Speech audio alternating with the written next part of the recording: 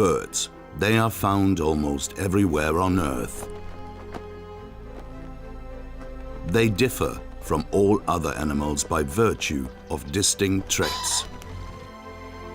Only birds have feathers.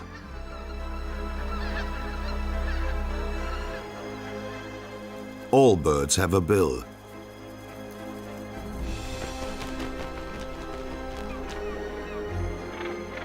And hardly any other group comes in so many different colors, shapes, and sizes.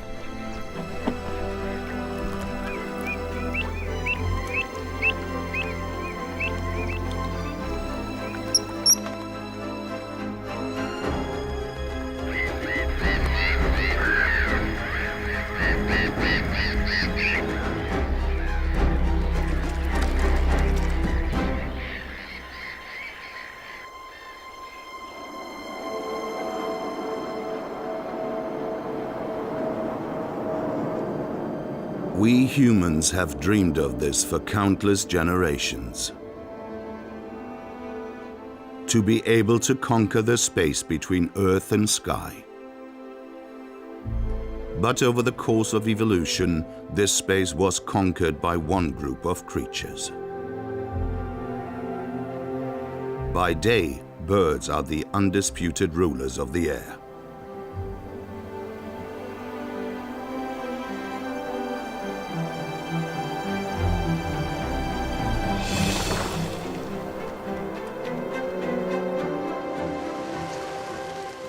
Birds have fascinated people since the dawn of time. But what is it about birds that so inspires people?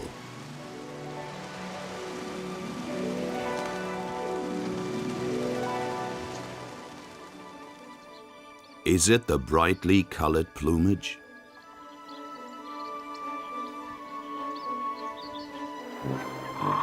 Or their eye-catching behavior?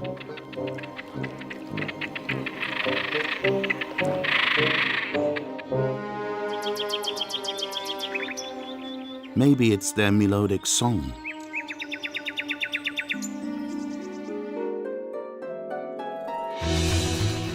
Or the ability to move in all three elements, on land, in the water,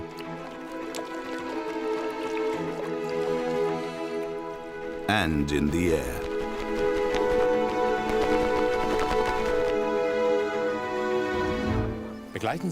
Follow me whilst I film from the Alps to the North Sea.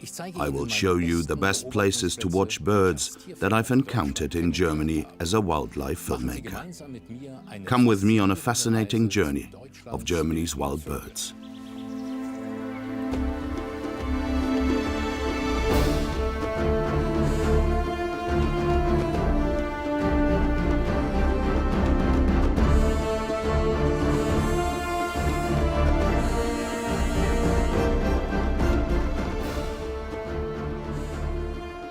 The Westerwald Lakes, 7 artificial fishing lakes in the region between Cologne and Frankfurt, created by the Counts of Wied in the 17th century. Now they are a man-made nature paradise. Hachenburg in the Westerwald, a charming little medieval town, is the starting point for the first filming session. The famous Alter Markt, Hachenburg's showpiece, with its half-timbered houses, the 2 churches, as well as the Steinernes Haus or Steinhaus, built in 1439, one of the oldest inns in the country. Only a few kilometers away, Dreifelden with the Dreifelder Weiher, the largest of the 7 lakes. It can be reached from the nearby village via a boardwalk. The walk around the lake occasionally provides direct access to the water's edge, the first bird-watching opportunities. In the bankside scrub, a common whitethroat, a typical bird of this region. Mute swans, a few species of duck, great crested and little grebes live here, as well as smaller birds such as peat wagtails. Raptors such as red kites breed in the surrounding woodlands. And for many years, rare species such as the red-necked grebe have come here to breed in the higher regions of the Westerwald.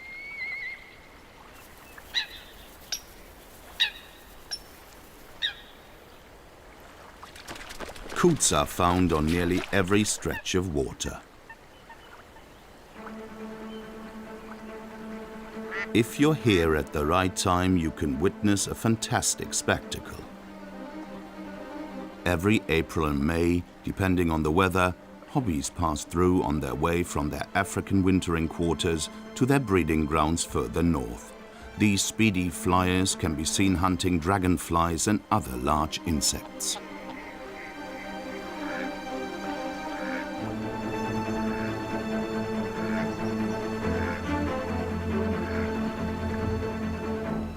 Opposite Dreifelden, in the village of Seeburg, is a lake that is easily seen from the road. The Heidenweiher. Home to many water birds, and especially, thanks to the large number of fish, the hunting grounds of the grey heron.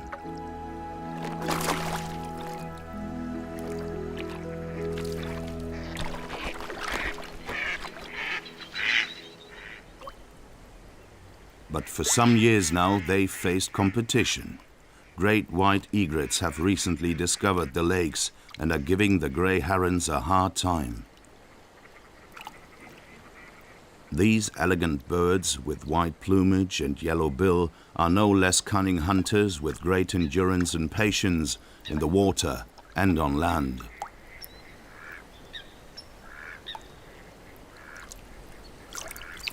Great white egrets hunt by sight and use a special method. They startle their prey.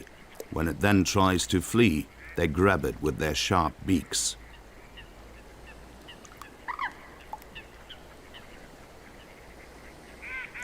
A successful hunting strategy.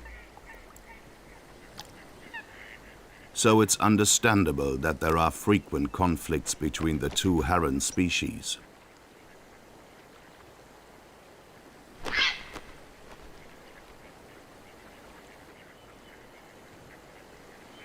The first great white egrets arrived in the late 1990s. These days, up to 50 birds may be present on any given day. They are now a fixture in the autumnal bird life of the Westerwald lakes. Sometimes they stay over winter.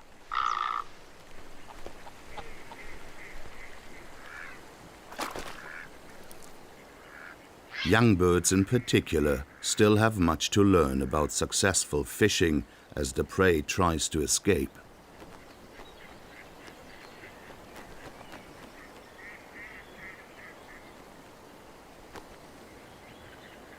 Where there are several grey herons and great white egrets, bird watching is never boring. The birds are always moving and showing off their flying skills.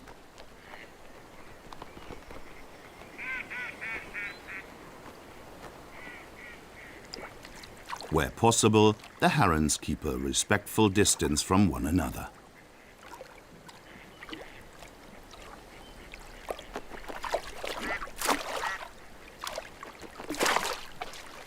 Aimed and caught, and what a fish!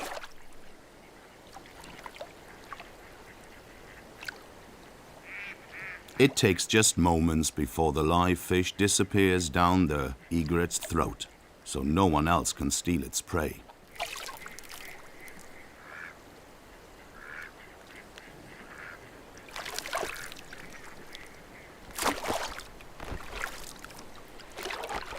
Finally, the young grey heron has made a catch, but it's taken the fish awkwardly. It won't go down its throat like this.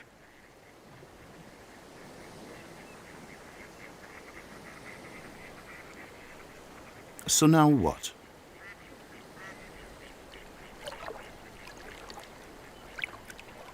A big fish attracts attention.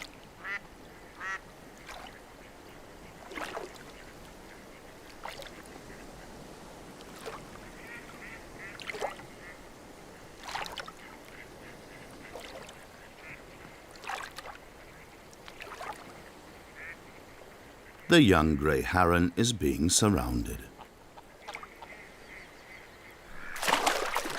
And finally gives up. Grey herons have bred in Germany for a very long time. Ornithologists are expecting the first proven breeding of great white egrets in the near future.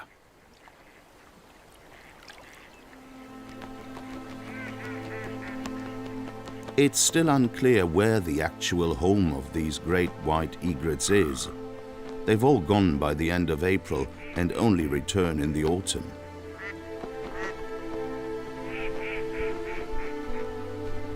The great white egrets of the Heidenweiher.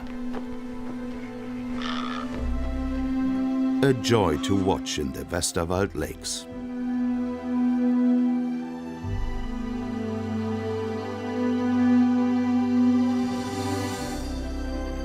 Our journey takes us from the Westerwald in the west to the Havelland in the northeast. This region's in Brandenburg, to the northwest of Berlin. The Havelland was made famous by the writer Theodor Fontane and his poem about Herr von Ribbeck auf Ribbeck im Havelland. A landscape where the rare corn bunting is at home. In which cranes are still present all through the summer. And where the nightingale sings.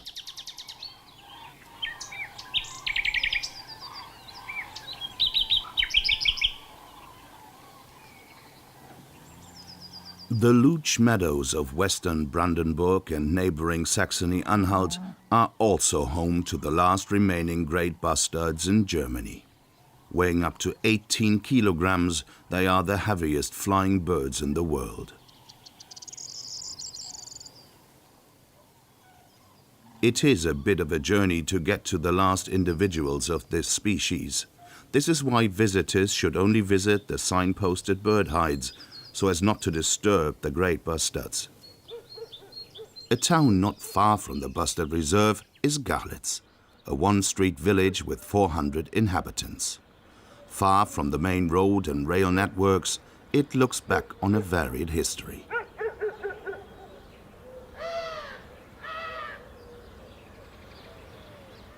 The people here are very familiar with great bustards, but few of them remember the birds from their childhood.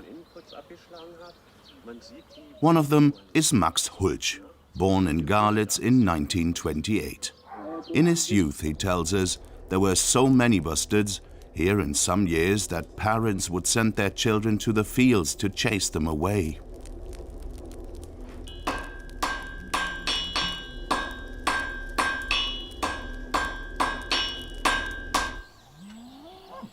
Those times are long gone.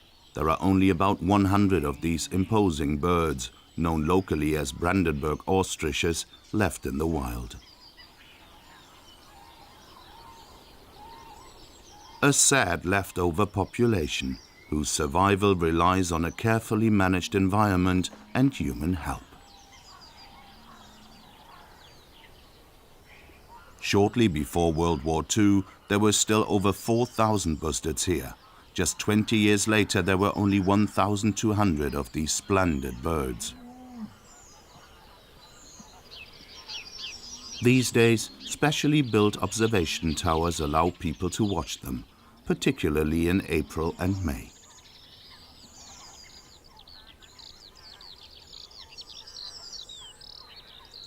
That is the mating season, and the vegetation is still short.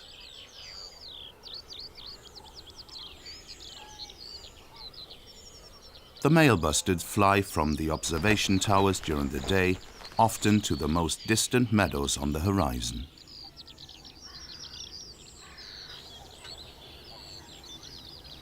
In those conditions, even a good telescope won't provide a satisfactory bird-watching experience, as the shimmer from the heat is far too strong. Early in the morning, when it's still cold, the chances are much better.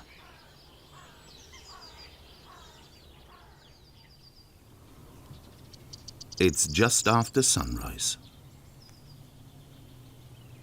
A corn bunting is singing its song close to the observation tower.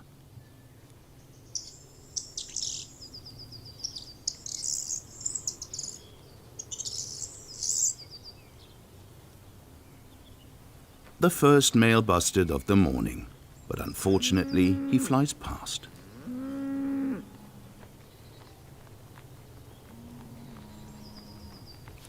Has he put the young roebuck to flight?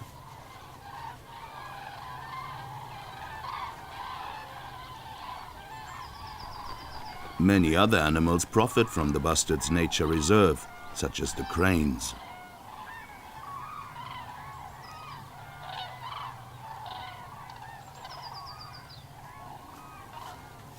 Then finally,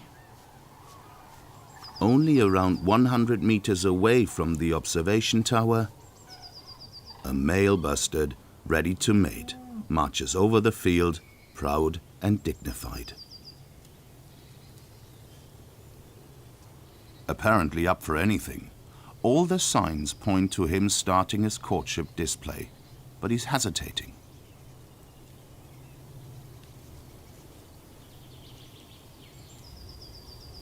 As far as the eye can see, there are no hen bustards around this early in the morning that could put him in the right mood. So his show is over before it really started.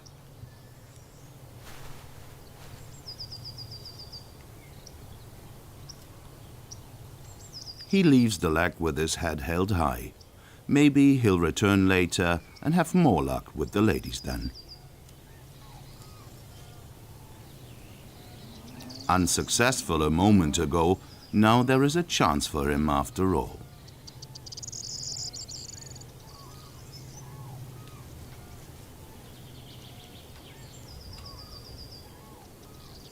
The bustard female may be following him at a respectful distance, but she doesn't seem that interested.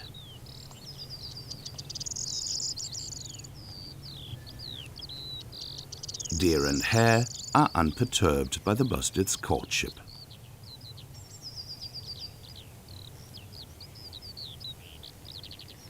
Suddenly he springs into full display.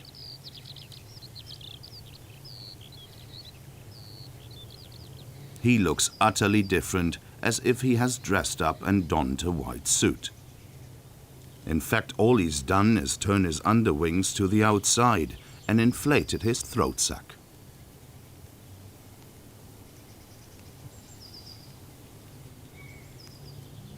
This bustard lady seems to like it and approaches.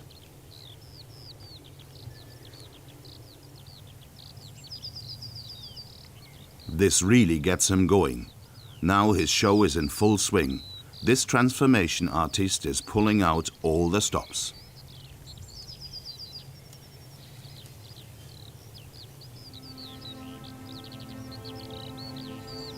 Almost nothing can be seen of his rusty brown breeding plumage in this grotesque masquerade. His performance is silent.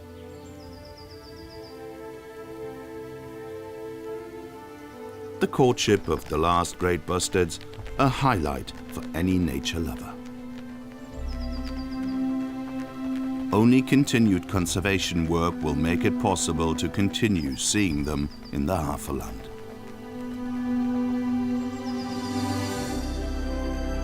Our journey goes on from the Havelland in Brandenburg into the Eifel mountains of the Rhineland-Palatinate, a land of extinct volcanoes.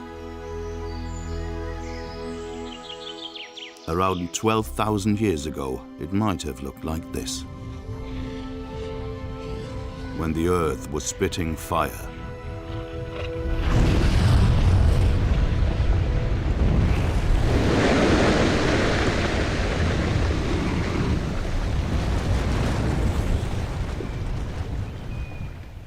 What now remains are the crater lakes, known as maars. A landscape of rough beauty, which is largely protected, home of the great crested grebe, which is found on many German waters.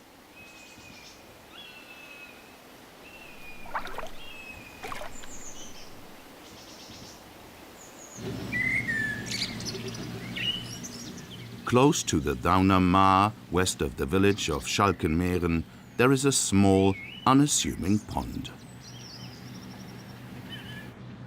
The Zangweiher, perfect for watching waterbirds.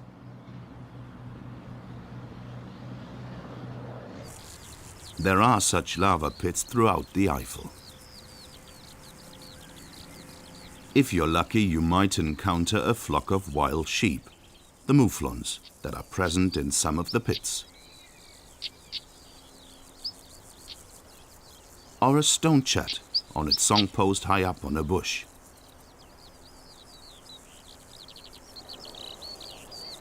Chances are you will hear and see a skylark.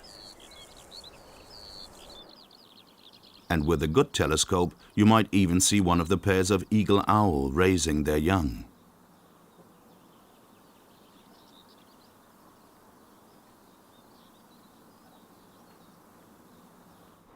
The Zangweiher offers something special: coots and cormorants, various species of duck and lots of water birds.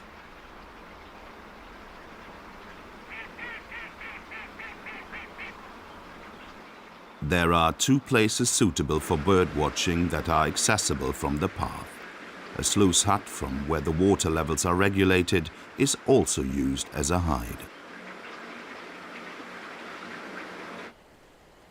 And an observation tower, from which visitors get a good view over the whole area.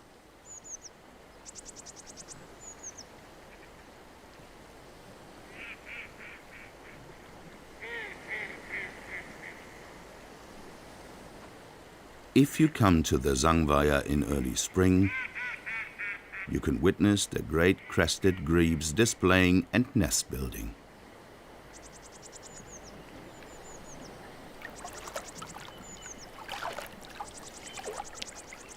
These 2 birds are already in a matrimonial mood, as birds only get this close to one another during the breeding season.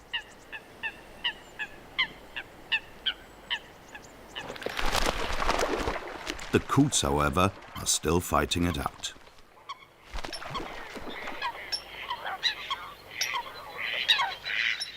And the ducks are still chasing each other, often with 2 drakes to 1 duck.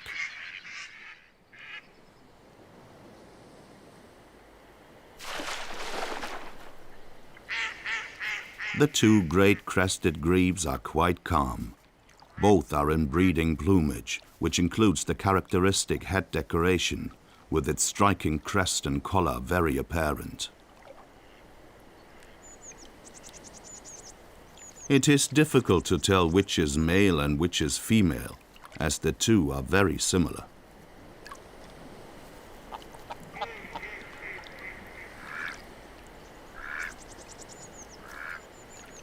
It's a particular highlight to watch the display of the great crested grebes, in which the 2 partners synchronize perfectly with each other.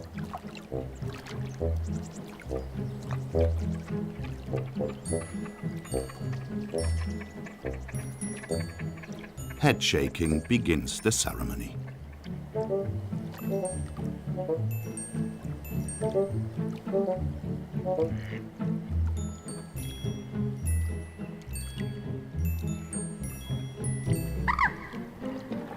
The quarreling coots endlessly interrupt the morning's peace.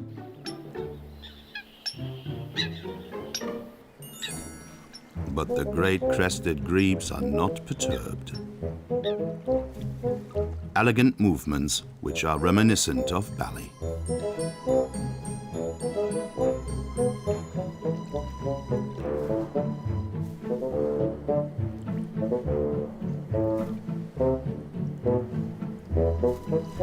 The display goes from head turning to faint preening, in which the cleaning of plumage is suggested.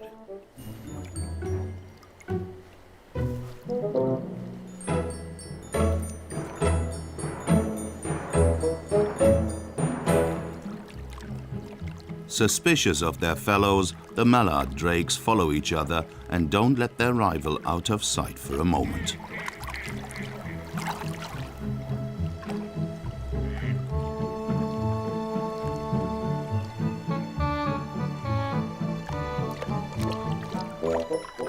The courtship of the great crested grebes reaches a momentary climax. Presenting plant material is a definite sign.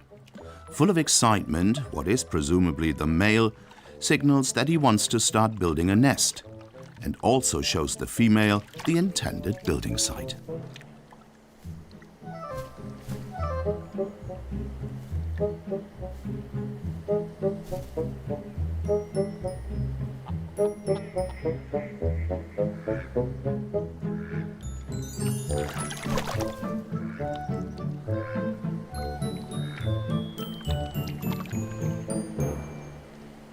Shortly afterwards, the time has come. On the edge of the extensive reed bed, the grebes start building their nest.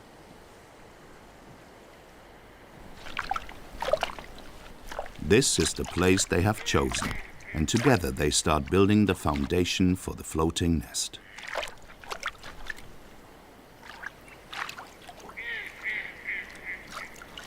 First, a platform is built using woody plant materials and sticks. On this, the actual nest is later built.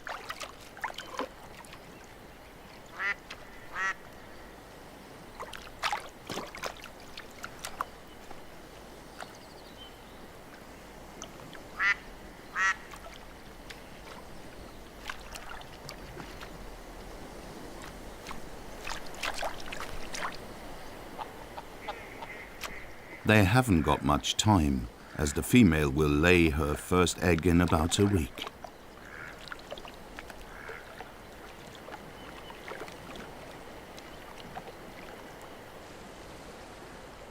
Every so often, a rare visitor comes to fish at the Zangweiher, the black stork.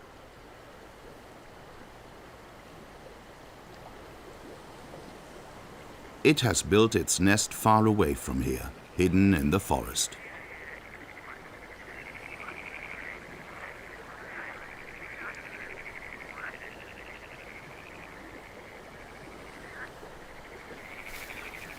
Now the great crested grebe's nest is finished. The female has laid her eggs, and both birds start incubating.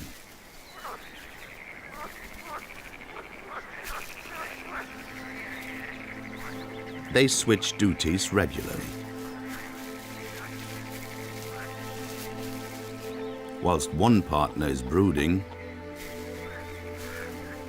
the other is foraging.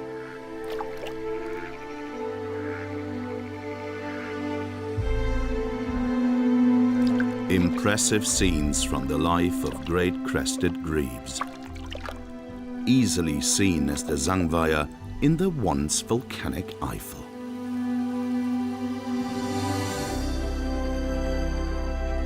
Our journey to Germany's wild birds continues in the south of the country, to an upper Swabian moorland landscape with an alpine backdrop. The bird paradise of the Federsee Lake. Starting point is the small spa town of Bad Buchau, which lies on the banks of the Federsee. The town centre has a Baroque church with a tower in which numerous wild birds breed.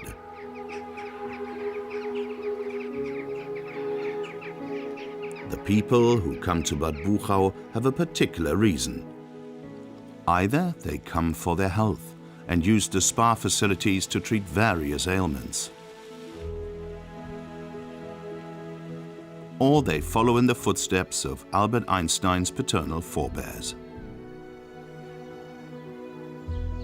Or they are interested in the prehistoric objects preserved in the moor. They are mainly late Neolithic or from the Bronze Age and can be seen in this museum.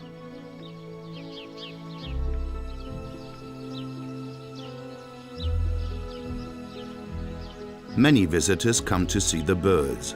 The site has a reputation that goes far and wide.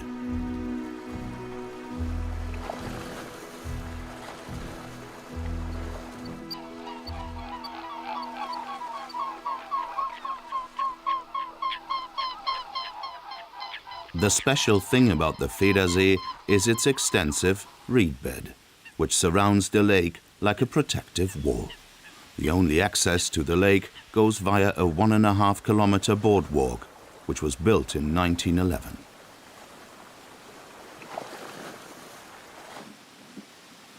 Ecotourism has a long tradition here. Nature trips were being offered here more than 100 years ago.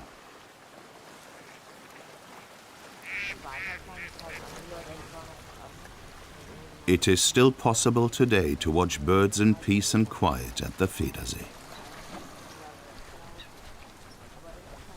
Sometimes one needs neither a telescope nor binoculars, as the boardwalk leads right through the bird's world.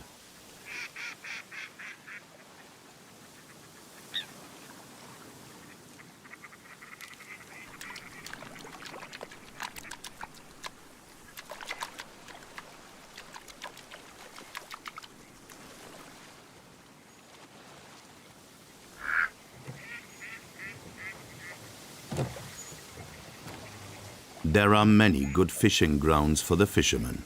There are plenty of fish in the clear water, and the local restaurants offer Federsee pike as a regional speciality.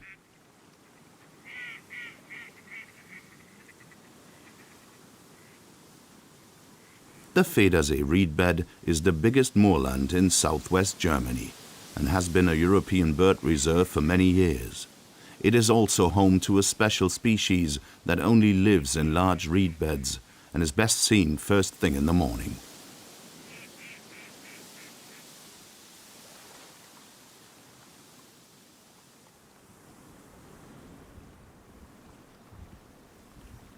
Thick autumn mist is hanging over the entire Federsee area.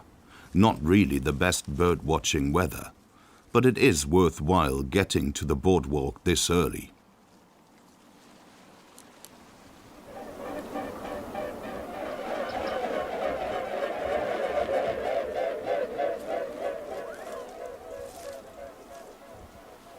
October is the best time of year to see the rare bearded teat, which isn't really a teat at all. It owes its name to the male's conspicuous moustache.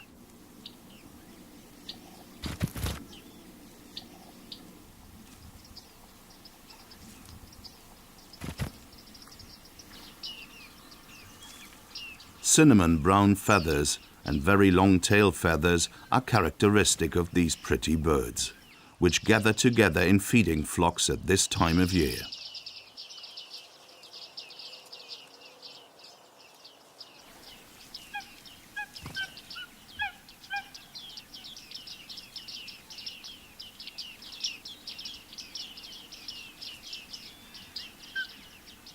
They only survive the winter by switching their diet. Whilst they eat mainly insects in the summer, in winter they eat the seeds in the reed panicles.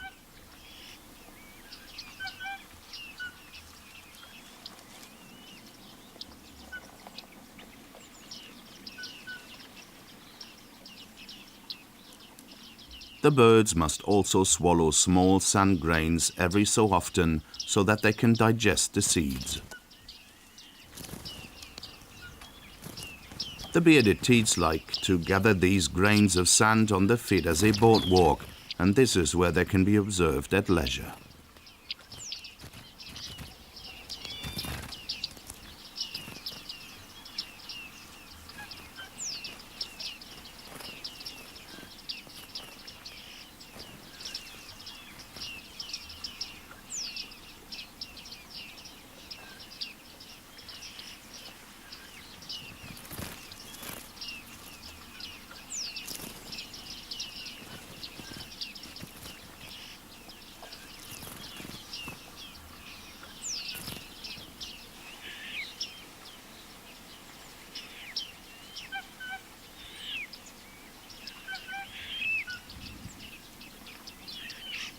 From time to time, small flocks fly off to a new food source, but a new flock will gather shortly at this spot.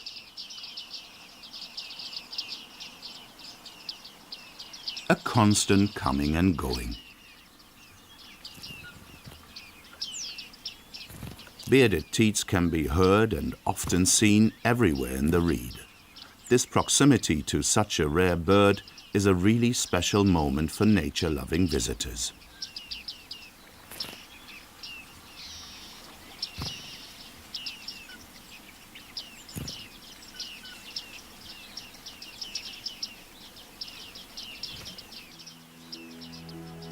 Often the mist only dissolves in the late morning to give a clear view.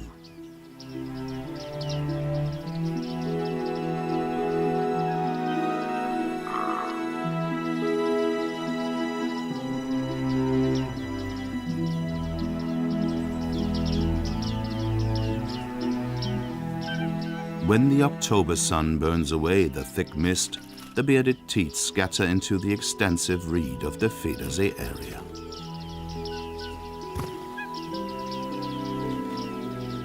They can hardly be seen during the day as they spend their time out in the vast reed bed.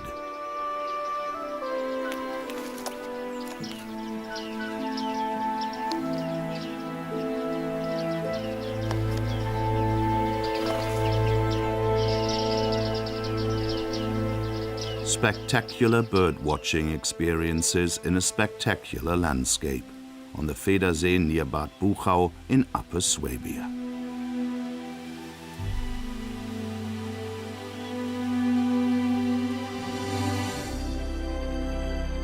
From the south of Germany, we go up to Mecklenburg-Western Pomerania in the northeast. To the birds of good fortune, the cranes, right by the Baltic Sea in the Rügenbock region, northwest of Stralsund, in the Vorpommersche Boddenlandschaft National Park. Autumn here means constant wind. The crane roosts lie between the Bodden or briny lagoons and the Baltic Sea. During the day, the birds forage for food on fields far inland. More than 10,000 roosting cranes come here every year.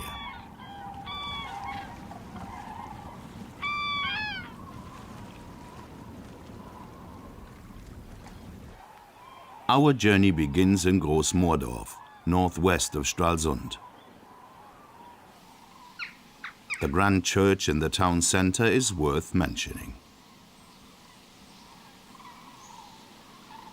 as well as the pretty tree-lined avenue through the center and the Crane Information Center.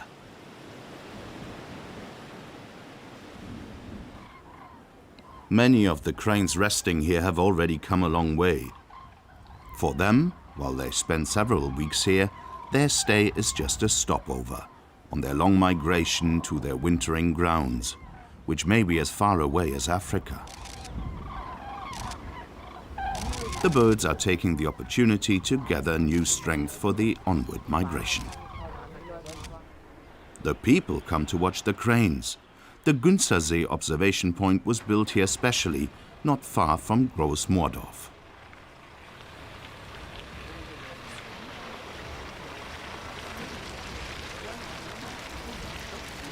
Here they not only have all sorts of information about cranes and their migration routes, they also have good places from which to take photos of cranes.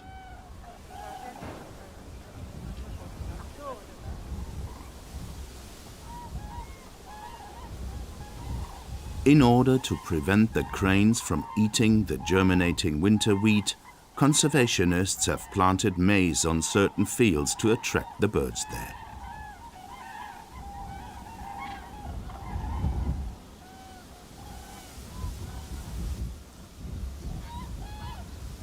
The trick works well and reduces conflict between bird conservation and agriculture.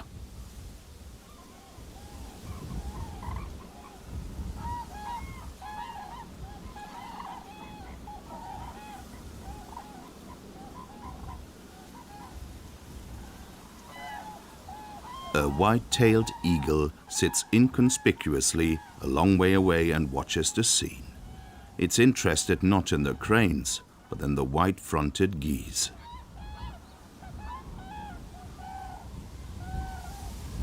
Even though the storm is strengthening, this young crane takes the opportunity to play in it.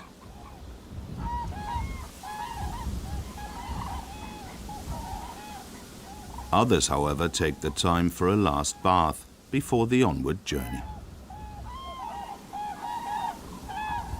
A few birds are restless and want to fly on.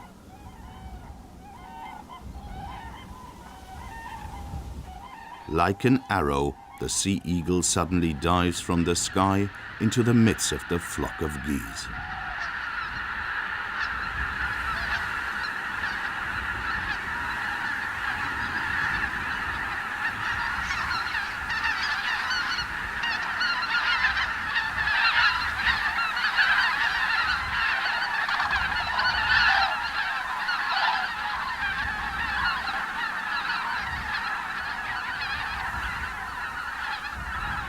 The attack was unsuccessful.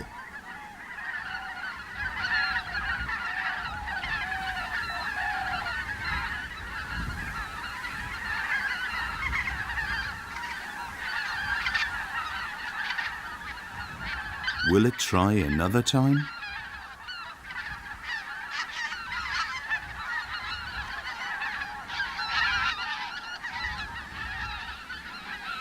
Even though the eagle is still soaring in the air, the geese are back on the ground, as if nothing had happened.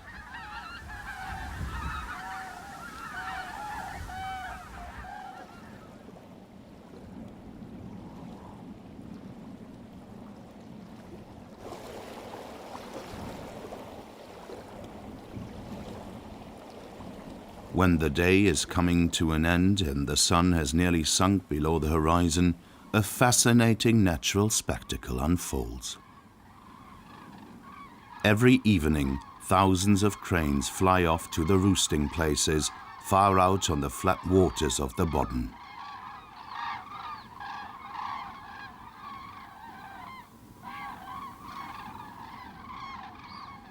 Cranes have had a firm place in folklore for a long time.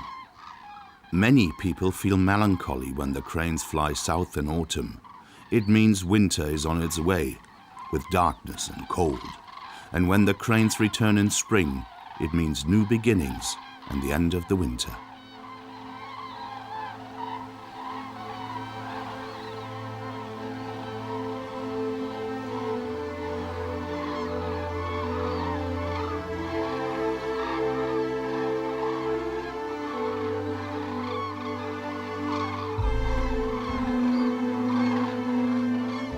The birds of good fortune, revered in many cultures for millennia, lovely to see in Mecklenburg-Western Pomerania.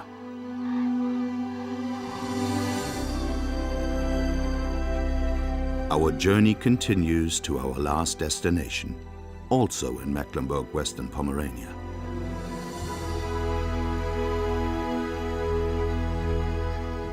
To the Feldberg Lake District, and to one lake in particular, the Breite Lutzensee.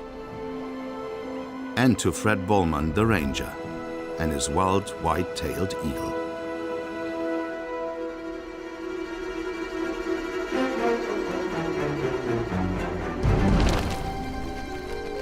This exclusive nature experience begins in the small town of Feldberg.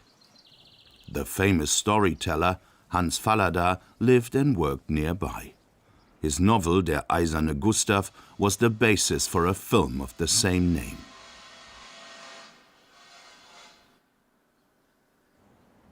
The landscape, with around 30 white-tailed eagles, is home to otters, ravens, and hooded crows, as well as lesser spotted eagles, ospreys, and white-tailed eagles. The lakes were formed in the last ice age.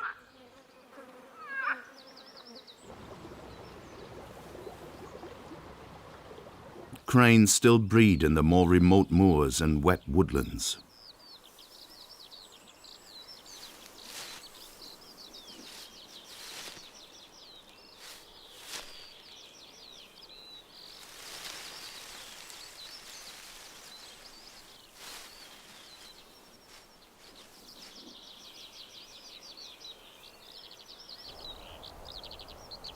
The ospreys like to use the artificial nests provided by humans, even when they are on high-tension pylons.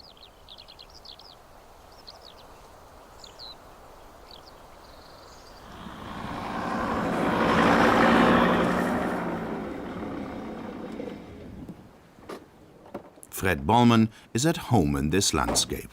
He knows it like the back of his hand and has made a living out of it. he takes interested people close to nature.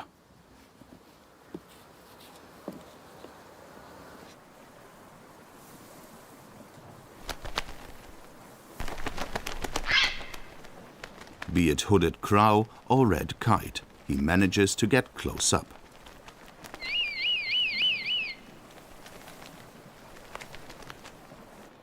He presents his best nature experience early in the morning on the Breite Lutzensee, when he drives out in his electric boat to his white-tailed eagle. The practiced eye of the ranger has already spotted something. Over there's a light patch in the woodland. Ah, no, it's a broken branch. But now he's certain. An adult bird is already there. Nearly every day he takes the boat with his guests to a particular place.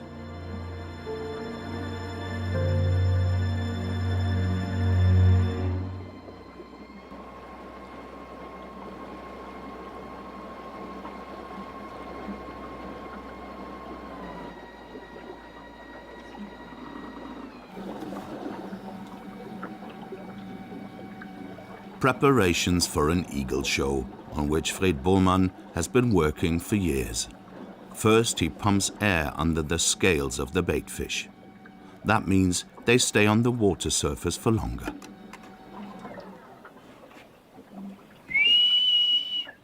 Then, a first attempt.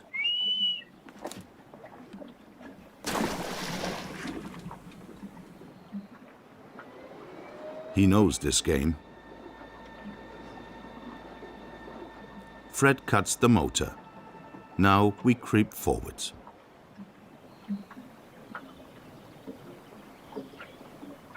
The white-tailed eagle is much closer to the boat, but that's not good enough for Fred. Suddenly, the eagle flies up.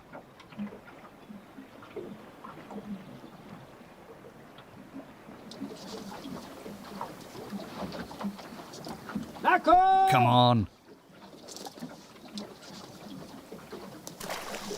Jetzt kommt er. Now the eagle's coming. Jetzt kommt der Adler.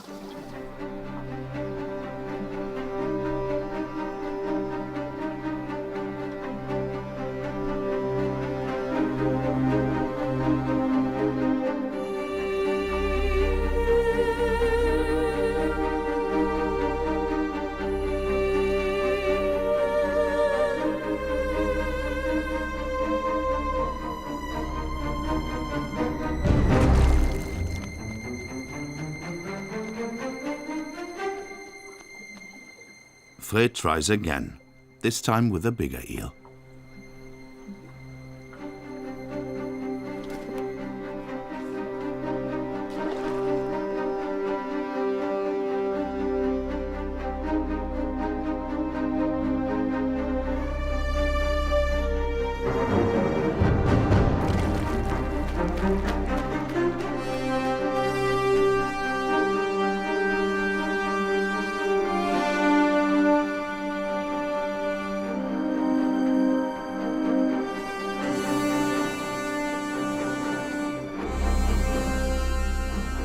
Come on, get the eel. Hol ihr den Aal!